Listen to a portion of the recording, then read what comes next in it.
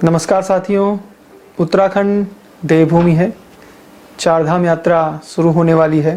पिछले साल की तरह इस साल भी जो चारधाम यात्रा है उसके जो कपाट उद्घाटन समारोह होता है वो बिल्कुल सादगी के साथ और जो तीर्थ पुरोहित हैं, पुजारी हैं, उनकी देखरेख में होगा। यानी जो श्रद्धालु हैं उनको उस कार्यक्रम में शामिल नहीं किया जाएगा।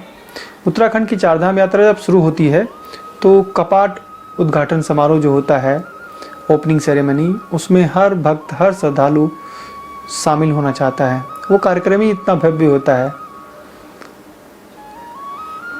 यात्रा शुरू होने वाली है और हम आपको पूरी यात्रा जो चारों धामों की है एक एक करके उसके जो पूरे रूप रंग है, जो कल्चरल उसकी पूरी एक इमेज है, जो पहचान है, जो परंपराएं हैं और जो माहौल होता है वो आपको बताएंगे। चाहे माल रोड के पास हो या फिर जो मसूरी देहरादून रोड है वहाँ पर है, या कैंपटी फॉल जो रोड है। खैर, हमारा जो सफ़र था वो मसूरी से आगे ही हमने चाय पी और उसके बाद सीधे हम यमुना ब्रिज पहुँच गए। यमुना ब्रिज यानी जो नेशनल हाईवे है यमुनोत्री का। यमुनोत्री जाने के लिए 3 मार्ग हैं, वो आपको बता देते हैं।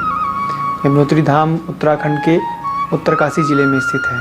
तो पहला जो रास्ता है वो देहरादून से करीब 175 किलोमीटर, देहरादून से मसूरी, मसूरी से यमुना ब्रिज, नैनबाग, नौगांव, बड़कोट और जानकी चट्टी तक, और उसके बाद 5 किलोमीटर पैदल, यानी कुल 175 किलोमीटर। रेलवे स्टेशन देहरादून से है नज़दीक और ऋषिकेश से, और एयरपोर्ट जो है वो जॉलीग्रांट एयरपोर्ट। तो ऋषिकेश से अगर देखें तो ये लगभग 210 किलोमीटर की दूरी पर स्थित है। ऋषिकेश से हमने गंगोत्री नेशनल हाईवे पर जाना है और धरासू बैंड से फिर उसके लिए रोड कटती है जो सीधे बड़कोट से आगे 1 किलोमीटर मिलती है, और फिर बड़कोट से सीधे आगे यमुनोत्री नेशनल हाईवे पे। और तीसरा मार्ग जो है जो सहारनपुर, पंजाब, हरियाणा से जो लोग आते हैं, सहारनपुर से विकासनगर, विकासनगर से वो फिर आगे बढ़ते हैं और यमुना ब्रिज में मिल जाते हैं। तो मेनली जो 2 रोड हैं, एक देहरादून विकासनगर की तरफ से आती है और ऋषिकेश की तरफ से। 27 तारीख था, अप्रैल का महीना था, बसंत का ये समय होता है, मार्च और अप्रैल। तो सुबह सुबह की ठंडी हवाओं का आनंद लेते हुए और मसूरी से आगे जो हिमालय की जो वादियां हैं उनका दीदार करते हुए हम यमुना ब्रिज पहुँचे। और यमुना ब्रिज से अब जो सफ़र है वो यमुना नदी के किनारे किनारे शुरू हो जाता है। घाटियाँ, जो यमुना घाटी है वो कई जगह खुलती है और इस घाटी का एक विहंगम दृश्य है, एक अलौकिक नज़ारा है। जैसे गंगा घाटी की अलग है भागीरथी घाटी का, वैसे ही यमुना घाटी में जो खेती बाड़ी है, जो काश्तकारी है और जो पॉपुलेशन है वो बहुत अच्छी है। एक जीवटता दिखती है इस घाटी में। आप जब यमुना नदी के किनारे किनारे जाएंगे तो जो खेत हैं नदी के किनारे या जो गांव हैं उनमें रौनक सी रहती है, चहल पहल रहती है। तो यमुनोत्री हाईवे पे सबसे पहले जब हम बड़कोट की तरफ बढ़ते हैं तो नैनबाग पड़ता है, उसके बाद डामटा आता है। ये छोटे छोटे कस्बे हैं जहाँ पर रहने खाने की व्यवस्थाएं भी हैं। और फिर आता है नौगांव। तो नौगांव और डामटा, इसके बीच कई गांव दिखते हैं, खेत दिखते हैं, बहुत अच्छे सुंदर हैं। और जो नदी की घाटी है, यमुना घाटी, वो भी बहुत खूबसूरत दिखती है। नौगांव से एक जो सड़क है फिर वो निकल जाती है पुरोला के लिए और विश्व प्रसिद्ध हरकीदून और केदारकांठा ट्रैक के लिए। पुरोला से आगे मोरी, मोरी से आगे फिर हरकीदून और केदारकांठा ट्रैक की तरफ, और वहाँ से मोरी से आगे फिर हिमाचल भी आराकोट होते हुए निकलती है रोड। तो जो नैनबाग, जो नौगांव है वो ब्लॉक है यमुनोत्री धाम के बड़कोट आगे का। और नौगांव से करीब 10 किलोमीटर इस पूरी वैली का सबसे बड़ा मार्केट जो है वो बड़कोट पड़ता है, जहाँ काफ़ी चहल पहल रहती है। जब आप यहाँ से गुजरें तो रौनक सी रहती है। तो बड़कोट हम करीब 12:30 बजे पहुँचे। मैं और मेरे साथ जो मेरा कैमरा पर्सन था संदीप बड़ोला, मेरी नाम राशि। तो वहाँ हमारे जो मित्र थे, सुनील थपलियाल जी, नितिन सेमवाल और भगवती रतूड़ी, इनके साथ चाय की चुस्कियाँ ली हमने। मार्केट से कुछ सामान लिया और फिर थोड़ी देर में हम आगे की तरफ बढ़ गए। इस बीच सुनील जी ने काफ़ी जानकारियाँ दी कपाट उद्घाटन में। ये जो बड़कोट है, यहाँ पर अच्छी संख्या में होटल हैं, GMBN है, PWD का गेस्ट हाउस है, फॉरेस्ट का गेस्ट हाउस है। उसके अलावा बहुत सारे बड़े छोटे होटल, धर्मशालाएँ यहाँ बड़कोट में हैं। तो काफ़ी अच्छी जनसंख्या यहाँ पर है और काफ़ी बड़ी संख्या में जो टूरिस्ट हैं वो यहाँ पर रुकते हैं। बड़कोट से आगे फिर जो है वो यमुनोत्री नेशनल हाईवे का जो धरासू बैंड से रास्ता सड़क आती है वो भी मिल जाती है।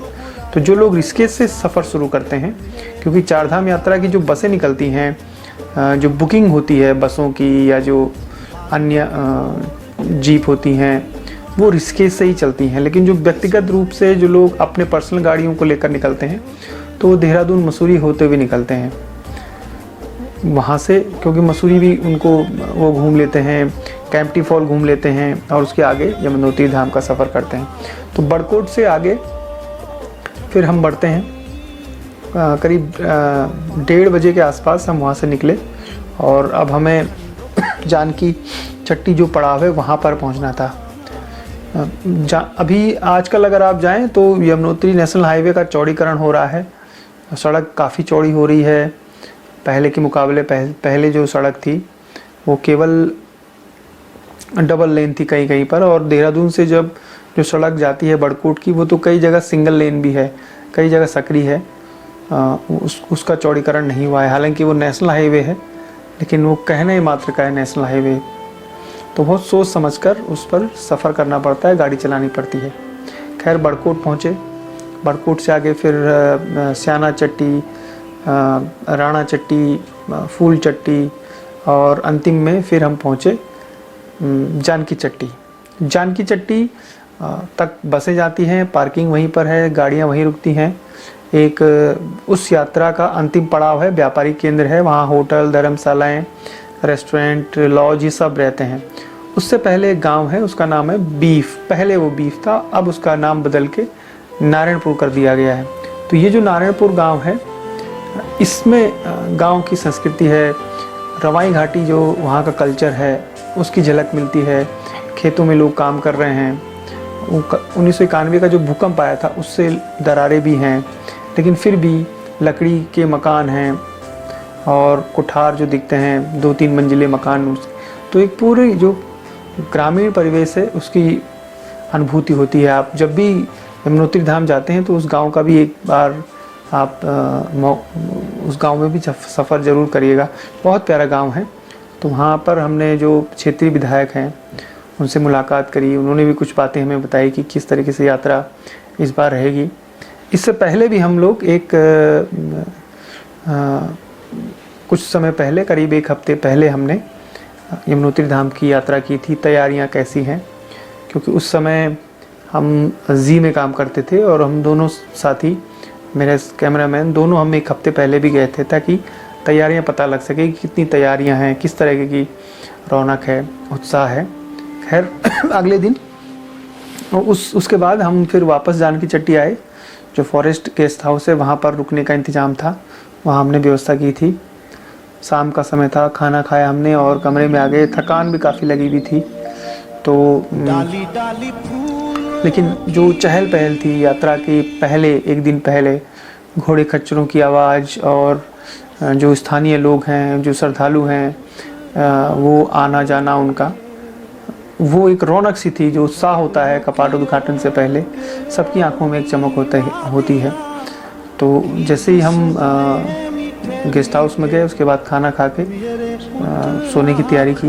इस बीच जो भी शूट हुआ था दिन भर का, संदीप ने, जो यमुनोत्री नेशनल हाईवे की दिक्कतें थी, सड़क थी, नदी थी, उसके अलावा जो व्यापारियों का उत्साह था, उन सब का इंटरव्यू, और रास्ते भर की सारी नदी, पहाड़, झरने, वो सब संदीप ने फिर शाम को हमें दिखाया, एक रिव्यू किया कि ये हमने शूट किया है।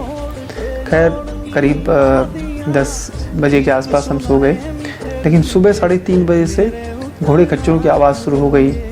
ऐसा लगा कि पूरा जो जानकी चट्टी है उसमें चहल पहल सी बढ़ गई है, लोगों की आवाज़ें भी आनी शुरू हो गई 4 बजे के बाद से। अब सोचिए कि 4 बजे से जो यात्री हैं, जो गुजरात से, महाराष्ट्र से, दिल्ली से, यूपी से, हरियाणा से और मध्य प्रदेश, नॉर्थ की जो राज्य हैं वहाँ से लोग आ जाते हैं। उनको मालूम है कि कपाट खुल रहे हैं, इस तारीख को यात्रा शुरू होती है, तो चहल पहल थी। और हमारी भी नींद फिर 5 बजे के आसपास खुल गई, जब घोड़े खच्चरों की आवाज़, लोगों की आवाज़ गूंजने लग गई। सुबह संदीप को उठाया, चाय पी। ऊपर की पहाड़ियों में सूरज की किरण जो है वो दिख रही थी।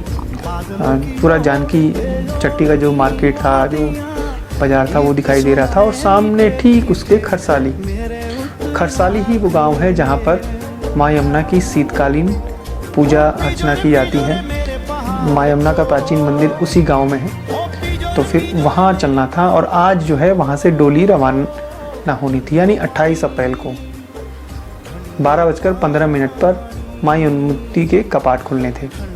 तो हम नाश्ता करके और फिर जो ठीक सामने गांव है यमुना नदी के पार खरसाली एक ऐसा गांव है जो उस घाटी का सबसे अंतिम गांव भी है और बहुत खूबसूरत गांव भी है।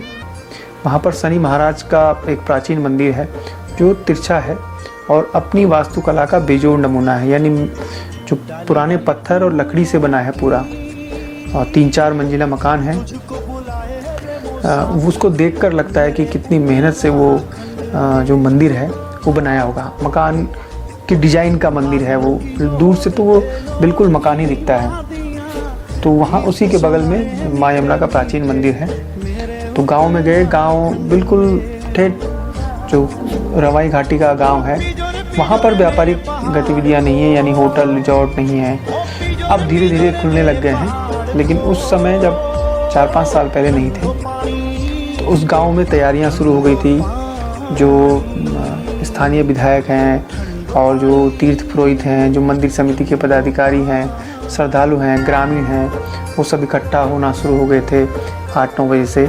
जो पूजा पाठ है, जो परंपराएं हैं, उसका निर्वहन करते हुए करीब 10 बजे के आसपास डोली जो है वो बाहर आती है और शनि महाराज की जो डोली है उसकी अगुवाई करते हुए फिर निकलने की तैयारियां हो जाती हैं। आसपास के गाँव की जो महिलाएं हैं, खरसाली है, नारायणपुर है, उससे पहले के गांव हैं, मिसड़ी हैं, या बड़कोट तक के पूरे गांव हैं, वहाँ के लोग, श्रद्धालु, महिलाएं आती हैं।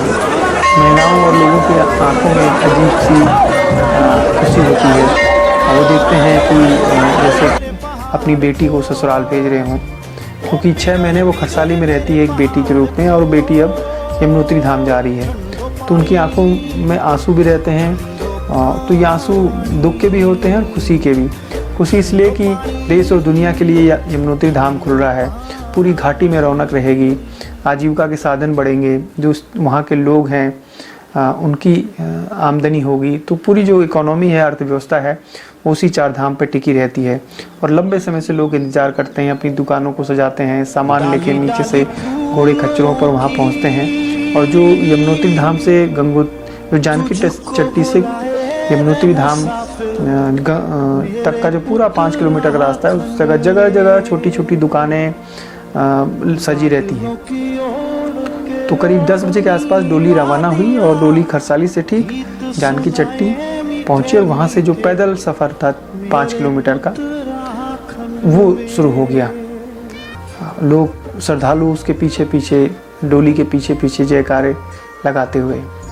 मार्च और अप्रैल के महीने में उन इलाकों में बुरांस के लाल सुर्ख फूल चारों तरफ बिखरे पड़े थे, खिले हुए थे। एक अलग ही माहौल था। नीचे यमुना नदी का शोर और धीरे धीरे चढ़ाई वो आगे बढ़ती रहती है। घोड़े खच्चरों पर श्रद्धालु आगे निकल रहे थे। डोली जब वहाँ से गुजर रही थी तो जयकारे, माँ के जयकारे भी लग रहे थे।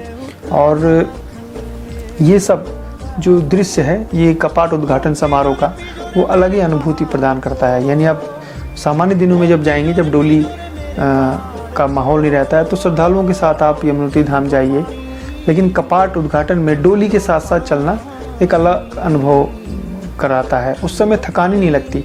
तो डोली तेज़ी से चलती है तो हम भी तेज़ी से आगे बढ़ने लग गए। संदीप जो है वो लगातार डोली को शूट कर रहे थे। खरसाली में जब डोली निकली, उसके बाद उसके आगे बढ़ी। अब चढ़ाई शुरू हो गई। तो जानकी चट्टी से करीब 2.5 किलोमीटर की दूरी पर भैरव मंदिर है। भैरव यानी उस पूरे इलाके के जो स्थानीय देवता हैं, जो भूमियाल देवता हैं, जो वहाँ के भूमि के देवता हैं, जिनकी पहले पूजा होती है, उसके बाद फिर माँ यमुना की पूजा होती है। तो जो माँ यमुना है, उनके भाई हैं धर्म भाई, शनि देव और यम। तो शनि महाराज उनको छोड़ने जाते हैं। सूर्य की पुत्री है, ये तो सब आप जानते ही होंगे। भैरव मंदिर से फिर चढ़ाई शुरू हो जाती है और वो चढ़ाई थका देती है। करीब 1-1.5-2 किलोमीटर की वो चढ़ाई, जो श्रद्धालु होते हैं बाहर के, और सीढ़ियाँ भी उसमें आती हैं, खड़ी चढ़ाई, तो वो काफ़ी मुश्किल रहती है। तो लोग जो घोड़े खच्चर हैं, कुछ लोग नीचे से ही घोड़े खच्चरों पर जाते हैं, लेकिन कुछ लोग भैरव मंदिर से जब उनकी मजबूरी हो जाती है, नहीं चल पाते, तो वहाँ से वो घोड़े खच्चरों में फिर आगे बढ़ते हैं। खैर हम लोग जल्दी पहुँच गए, क्योंकि मंदिर में भी शूट करना था। डोली नीचे से आ रही थी, डोली बहुत तेज़ चलती है, तो भैरव मंदिर में रुकी और हम रुके नहीं, हम सीधे आगे बढ़ गए और हम ठीक देव दर्शनी पहुँच गए। क्या नज़ारा दिखता है वहाँ से। 2 धाराएं दिखती हैं, एक तो सप्तऋषि कुंड की तरफ से या माँ यमुना की एक धारा गिर रही है चट्टानों पर से नीचे गिरते हुए, झरने की तरह, जैसे एक झरना ऊपर से नीचे गिर रहा, और एक धारा आ रही है यमुनोत्री धाम मंदिर के नीचे जो एक बंदरपुंज पूरा ग्लेशियर है, उसके इलाके से। और वो दोनों धाराएं फिर नीचे आके मिल जाती हैं और यमुना नदी का प्रवाह उसमें फिर बढ़ता रहता है। देव दर्शनी से हमने देखा ऊपर की पहाड़ियों में जो कालिंदी पर्वत है, जिसकी तलहटी पर यमुनोत्री धाम बसा है, वहाँ उस चोटी में बर्फ़ दिख रही थी साफ। उसके बाद हम यमुनोत्री धाम जैसे ही पहुँचते हैं, बहुत कम जगह है यमुनोत्री धाम में, ज़्यादा स्पेस नहीं है, तो दुकानें जो खाने पीने की हैं और जो सामग्री पूजा की है, वो दुकानें दिखाई देती हैं। मंदिर परिसर के अलावा कुछ 1-2 धर्मशालाएं हैं और मंदिर है। मंदिर करीब 100-150 साल पुराना है, और इस जो वहाँ की शैली है, उस इलाके की रवाई शैली में ये बना है। करीब जो मंदिर की ऊंचाई है वो करीब 20 से 25 मीटर की है। छोटा मंदिर है यमुनोत्री धाम, और उसके प्रांगण भी छोटा है, ज़्यादा जगह नहीं है, लेकिन जब कपाट खुलते हैं तो उस दिन काफ़ी भीड़ रहती है। तो मंदिर के बगल में ही तप्त कुंड है, जो गर्म पानी का खौलता हुआ कुंड है, सूर्य कुंड उसको कहते हैं, और कालिंदी पर्वत के नीचे से उसमें पानी आता है। भक्त जितने भी हैं उसी में आलू जो चावल हैं वो डालते हैं, और वो फिर उसी को उखौलते पानी में वो उबाला जाता है और वही प्रसाद होता है। ठीक 11:15 बजे के आसपास डोली भी पहुंच गई थी, और हम भी 11:30 बजे के आसपास पहुंच गए थे। जो ढोल और पारंपरिक वाद्य यंत्र, ढोल दमोह, उनके गाजो बाजों के साथ, प्रशासन, पुलिस, मंदिर समिति के लोगों के साथ ठीक 12 बजे मंदिर प्रांगण में कपाट खुलने की तैयारियां शुरू हो गई। ताला खोला गया, मंदिर समिति के लोग अंदर गए, पूजा अर्चना की। भीड़ काफ़ी हो गई थी, तो हम लोगों ने सोचा कि पहले सारा शूट कर लिया जाए। शूट किया गया। जो पुजारी थे उनसे पूछा, मंदिर का जो इतिहास है ना, वो जो यमुनोत्री धाम है उसकी जो एक धारा निकलती है वो सप्तऋषि कुंड पे है। तो मान्यता है कि जो सप्तऋषि कुंड है उसके 7 कोने हैं, और उन 7 कोनों पे 7 ऋषियों ने तपस्या की थी। जो यमुनोत्री धाम है करीब 3200 मीटर की ऊंचाई पर स्थित है समुद्र से, तो ठंड भी काफ़ी रहती है। मौसम हर समय यहाँ पर बदल जाता है। यमुनोत्री धाम में बंदरपुंज, उसकी ऊंचाई है करीब 6000 मीटर से ज़्यादा, 6200 मीटर की ऊंचाई पर पूरी बंदरपुंज श्रृंखला है।